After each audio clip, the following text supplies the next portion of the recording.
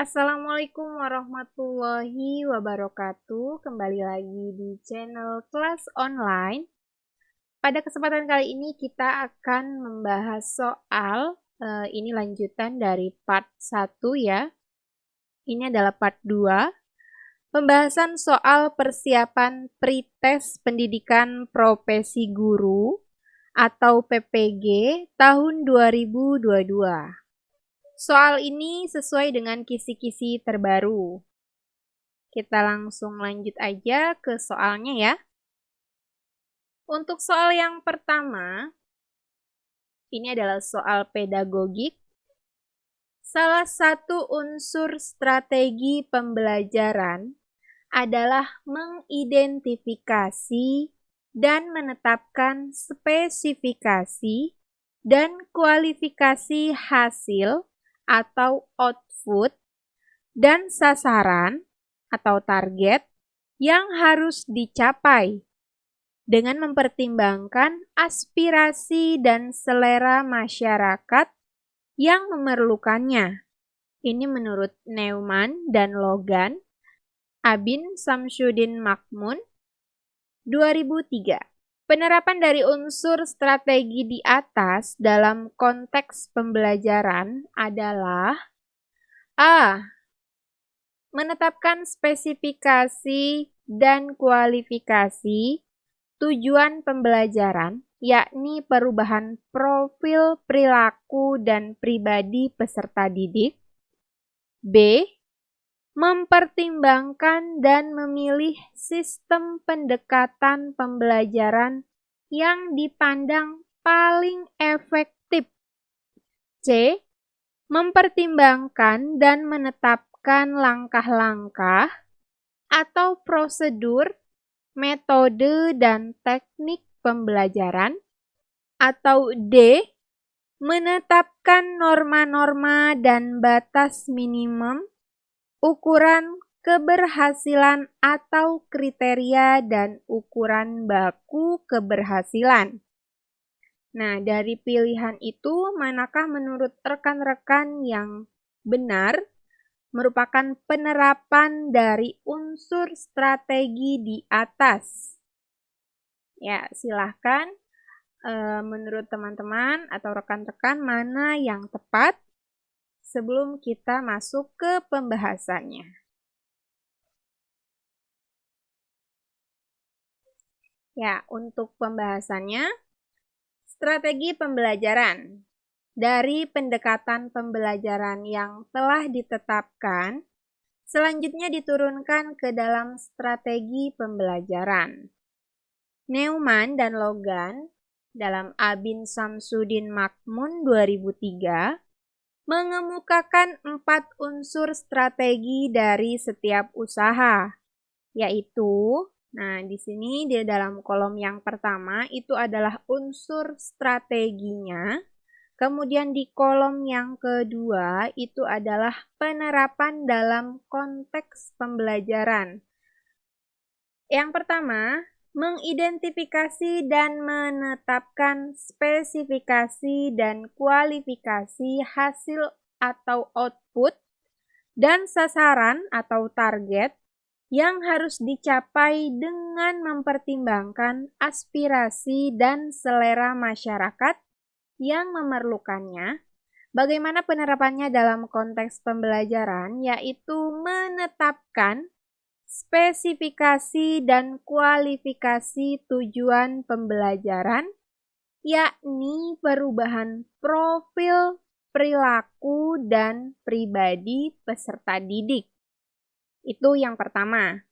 Kemudian yang kedua, ada unsur strateginya juga, yaitu mempertimbangkan dan memilih jalan pendekatan utama atau basic way yang paling efektif untuk mencapai sasaran. Nah, bagaimana penerapannya dalam konteks pembelajaran? Yaitu mempertimbangkan dan memilih sistem pendekatan pembelajaran yang dipandang paling efektif. Kemudian selanjutnya yang ketiga, yaitu mempertimbangkan dan menetapkan langkah-langkah atau step yang akan ditempuh sejak titik awal sampai dengan sasaran. Nah, untuk penerapannya dalam konteks pembelajaran yaitu mempertimbangkan dan menetapkan langkah-langkah atau prosedur, metode, dan teknik pembelajaran. Yang terakhir, yaitu unsur yang keempat, mempertimbangkan dan menetapkan tolak ukur atau kriteria dan patokan ukuran atau standar untuk mengukur dan menilai taraf keberhasilan atau achievement usaha. Ya, penerapan dalam konteks pembelajarannya adalah menetapkan norma-norma dan batas minimum, ukuran keberhasilan atau kriteria, dan ukuran baku keberhasilan. Dari pembahasan yang tadi, kita bisa menyimpulkan bahwasannya untuk jawaban soal nomor 1 itu adalah yang A. Menetapkan spesifikasi dan kualifikasi tujuan pembelajaran, yakni perubahan profil perilaku dan pribadi peserta didik. Untuk selanjutnya yaitu soal nomor 2. Yang ditekankan di dalam strategi pembelajaran interaktif adalah A. Membangun inisiatif individu, kemandirian, dan peningkatan diri. B. Diskusi dan sharing di antara peserta didik. C. Pembelajaran didominasi arahan dari guru. D. Proses penyampaian materi secara verbal. Nah, dari pilihan jawaban itu, manakah yang tepat untuk mengisi daripada soal nomor 2? Silakan teman-teman untuk dicari jawabannya, manakah yang paling tepat untuk mengisi jawaban nomor 2. Untuk pembahasannya, menurut Muhammad Ali, strategi pembelajaran interaktif menekankan pada proses diskusi. Di sini digarisbawahi diskusi, sehingga hasil belajar diperoleh melalui interaksi antara siswa dengan guru, siswa dengan siswa, juga interaksi antara siswa dengan bahan yang dipelajari, serta antara pikiran siswa dengan lingkungan. Nah, dari pembahasan di sini sudah jelas ya bahwa di sini yang ditekankan adalah diskusi, proses diskusi. Maka, manakah yang paling tepat untuk menjawab pertanyaan nomor 2? Ya, untuk jawaban nomor 2 adalah B. Diskusi dan sharing di antara peserta didik. Paham ya teman-teman? Untuk selanjutnya yaitu soal nomor 3. Pada kurikulum 2013, penyusunan kurikulum dimulai dengan menetapkan SKL berdasarkan kesiapan siswa, tujuan pendidikan nasional, dan kebutuhan. Setelah kompetensi ditetapkan, kemudian ditentukan kurikulum yang terdiri dari kerangka dasar kurikulum dan struktur kurikulum. Ada beberapa faktor yang harus dikembangkan, antara lain A. Tantangan internal dan eksternal. B. Responsibility. C. Reinforced. D. And reset. Manakah jawaban yang tepat untuk mengisi soal nomor 3? Silahkan teman-teman diskusikan atau cari jawaban yang paling tepat. Ada beberapa faktor yang harus dikembangkan. Apakah itu? Baik, untuk pembahasannya kita mempunyai pembahasan ya. Pengembangan kurikulum 2013 adalah upaya untuk menjawab tantangan pendidikan masa depan. Kurikulum 2013 dikembangkan berdasarkan faktor-faktor sebagai berikut. Jadi ada 3 faktor di sini.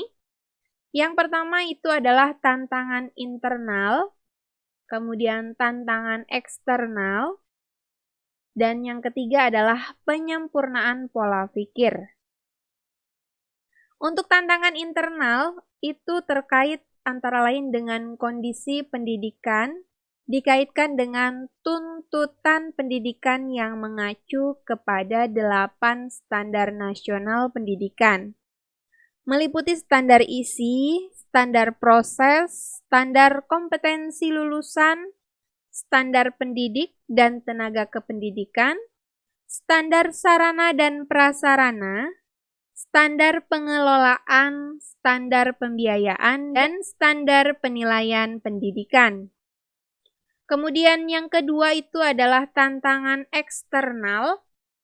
Tantangan eksternal antara lain berkaitan dengan arus globalisasi dan berbagai isu tentang masalah lingkungan hidup, kemajuan teknologi dan informasi, kebangkitan industri kreatif dan budaya, dan perkembangan pendidikan di tingkat internasional. Arus globalisasi akan menggeser pola hidup masyarakat dari agraris dan perniagaan tradisional menjadi masyarakat industri dan perdagangan modern. Itu yang kedua, faktor yang kedua. Kemudian faktor yang ketiga yaitu penyempurnaan pola pikir. Yang pertama itu adalah pola pembelajaran yang berpusat pada guru menjadi pembelajaran berpusat pada peserta didik. Kemudian, pola pembelajaran satu arah menjadi pembelajaran interaktif. Kemudian, pola pembelajaran terisolasi menjadi pembelajaran secara jejaring, yaitu peserta didik dapat menimba ilmu dari siapa saja dan dari mana saja yang dapat dihubungi serta diperoleh dari internet. Itu ya rekan-rekan semua. Jadi pembahasannya ada beberapa faktor, yaitu ada 3 faktor ya. Yang pertama tantangan internal, kemudian tantangan eksternal, yang ketiga penyempurnaan pola pikir. Nah, kalau kita sudah tahu faktor-faktor apa saja, maka kita dengan gampangnya bisa menjawab soal nomor 3. Jadi jawabannya adalah yang mana teman-teman? Ya, jawabannya itu adalah yang A, tantangan internal dan eksternal. Untuk pilihan yang B, C, dan D itu salah. Paham ya teman-teman? Untuk selanjutnya yaitu soal nomor 4. Kurikulum 2013, proses pembelajaran menggunakan pendekatan saintifik. Artinya yaitu A. Kurikulum harus mengandung hal-hal baru sehingga dapat membantu siswa untuk dapat mengembangkan setiap potensi yang dimilikinya. B. Menyeleksi nilai dan budaya, mana yang perlu dipertahankan dan mana yang harus dimiliki oleh siswa. C. Pembelajaran yang mendorong siswa lebih mampu dalam mengamati, menanya, mengumpulkan informasi, mengasosiasi atau menalar, dan mengomunikasikan. Kemudian yang D, mengembangkan kompetensi dasar berdasar pada prinsip akumulatif, saling memperkuat atau reinforced, dan memperkaya, enriched, antar mata pelajaran. Nah, bagaimana teman-teman? Apakah jawaban yang tepat untuk soal nomor 4? Silahkan teman-teman diskusikan dan cari jawabannya ya. Ya, di sini kita punya pembahasan bahwasanya dalam kurikulum 2013 Permendikbud nomor 146 tahun 2014, pendekatan saintifik meliputi kegiatan mengamati, menanya, mengumpulkan informasi, menalar, dan mengomunikasikan.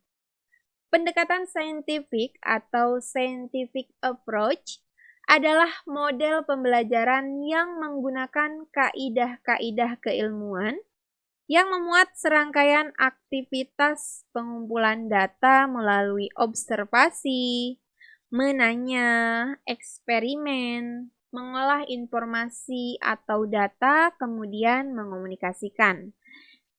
Itu menurut Kemendikbud 2014. Ya, pada dasarnya di sini yang ditekankan adalah pendekatan saintifik itu selalu dia melakukan kegiatan mengamati, menanya, mengumpulkan informasi, menalar, dan mengomunikasikan. Maka sangat mudah untuk kita menjawab soal nomor 4. Jadi kita lihat dari pilihannya, manakah yang membicarakan tentang itu. Kira-kira mana ya? Yang A, tidak ada kata-kata mengamati, menanya, dan seterusnya ya. Kemudian yang B juga tidak ada. Nah, yang C. Yang C adalah pembelajaran yang mendorong siswa lebih mampu dalam mengamati, menanya, mengumpulkan informasi, mengasosiasi atau menalar, dan mengomunikasikan. Maka sudah jelas jawaban untuk nomor 4 adalah C. Paham ya rekan-rekan semua ya? Untuk selanjutnya, yaitu soal yang nomor 5, pengembangan kurikulum dilakukan dengan melibatkan pemangku kepentingan atau stakeholders untuk menjamin relevansi pendidikan dengan kebutuhan kehidupan, termasuk di dalamnya kehidupan kemasyarakatan, dunia usaha, dan dunia kerja. Pernyataan tersebut di atas sesuai dengan prinsip pengembangan kurikulum. A. Tanggap terhadap perkembangan ilmu pengetahuan, teknologi, dan seni. B. Relevan dengan kebutuhan kehidupan. C. Menyeluruh dan berkesinambungan. Kemudian yang D. Beragam dan terpadu. Nah, manakah pilihan jawaban yang tepat untuk mengisi soal nomor 5? Silakan teman-teman untuk dipilih manakah jawaban yang paling tepat. Sebelum kita melihat pembahasan dari soal nomor 5 ini. Ya, untuk pembahasan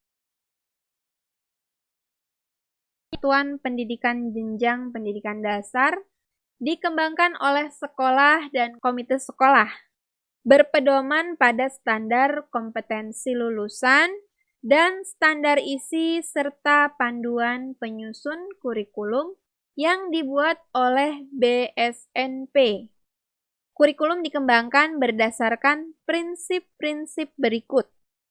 Nah, untuk yang pertama yaitu berpusat pada potensi, perkembangan kebutuhan dan kepentingan peserta didik serta lingkungannya. Di sini, kurikulum dikembangkan berdasarkan prinsip bahwa peserta didik memiliki posisi sentral untuk mengembangkan kompetensinya agar menjadi manusia yang beriman dan bertakwa kepada Tuhan Yang Maha Esa, berakhlak mulia serta berilmu, cakap, kreatif, mandiri dan menjadi warga negara yang demokratis, serta bertanggung jawab. Kemudian yang kedua, prinsip yang kedua yaitu beragam dan terpadu. Di sini kurikulum dikembangkan dengan memperhatikan keragaman karakteristik peserta didik, kondisi daerah, dan jenjang serta jenis pendidikan tanpa membedakan agama, suku, budaya, dan adat istiadat, serta status sosial, ekonomi, dan gender. Kemudian, prinsip yang ketiga, tanggap terhadap perkembangan ilmu pengetahuan, teknologi, dan seni. Di sini kurikulum dikembangkan atas dasar kesadaran bahwa ilmu pengetahuan, teknologi, dan seni berkembang secara dinamis. Oleh karena itu, semangat dan isi kurikulum mendorong peserta didik untuk mengikuti dan memanfaatkan secara tepat perkembangan ilmu pengetahuan, teknologi, dan seni. Prinsip yang keempat, relevan dengan kebutuhan kehidupan. Di sini diharapkan pengembangan kurikulum dilakukan dengan melibatkan pemangku kepentingan atau stakeholders untuk menjamin relevansi pendidikan dengan kebutuhan kehidupan, termasuk di dalamnya kehidupan kemasyarakatan, dunia usaha, dan dunia kerja. Prinsip yang kelima, menyeluruh dan berkesinambungan. Substansi kurikulum mencakup keseluruhan dimensi kompetensi, bidang kajian keilmuan, dan mata pelajaran yang direncanakan dan disajikan secara berkesinambungan antara semua jenjang pendidikan. Prinsip yang keenam, belajar sepanjang hayat. Kurikulum diarahkan pada proses pengembangan, pembudayaan, dan pemberdayaan peserta didik yang berlangsung sepanjang hayat. Kurikulum mencerminkan keterkaitan antara unsur-unsur pendidikan formal, non-formal, dan informal, dengan memperhatikan kondisi dan tuntutan lingkungan yang selalu berkembang, serta arah pengembangan manusia seutuhnya. Kemudian prinsip yang terakhir, yaitu prinsip yang ketujuh, seimbang antara kepentingan nasional dan kepentingan daerah. Kurikulum dikembangkan dengan memperhatikan kepentingan nasional dan kepentingan daerah untuk membangun kehidupan bermasyarakat, berbangsa, dan bernegara.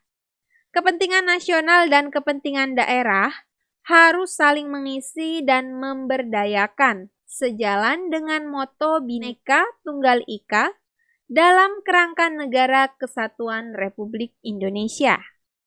Nah, itu tadi pembahasannya ya. Manakah yang tepat untuk menjawab pertanyaan nomor 5? Pernyataan tersebut di atas sesuai dengan prinsip pengembangan kurikulum yang mana? Yang nomor 1 kah, 2, atau sampai dengan 7 ya? Ada 7 prinsip pengembangan kurikulum. Di sini pengembangan kurikulum dilakukan dengan melibatkan pemangku kepentingan, stakeholders, untuk menjamin relevansi. Nah, kita lihat ya, di sini kata kuncinya adalah relevansi pendidikan. Maka, sangat mudah sekali, berarti jawabannya yang B, relevan dengan kebutuhan kehidupan. Seperti di pembahasan tadi juga sudah dijelaskan ya, itu berarti prinsip bagian yang nomor 4 ya, relevan dengan kebutuhan kehidupan. Sangat mudah sekali ya teman-teman, kalau kita belajar, pasti bisa menjawab soal yang menurut kita itu sulit. Tapi tidak ada yang sulit kalau kita belajar. Mungkin itu saja soal yang akan kita bahas untuk hari ini. Terima kasih sudah memperhatikan. Terima kasih sudah menonton video ini. Saya akhiri. Wassalamualaikum warahmatullahi wabarakatuh.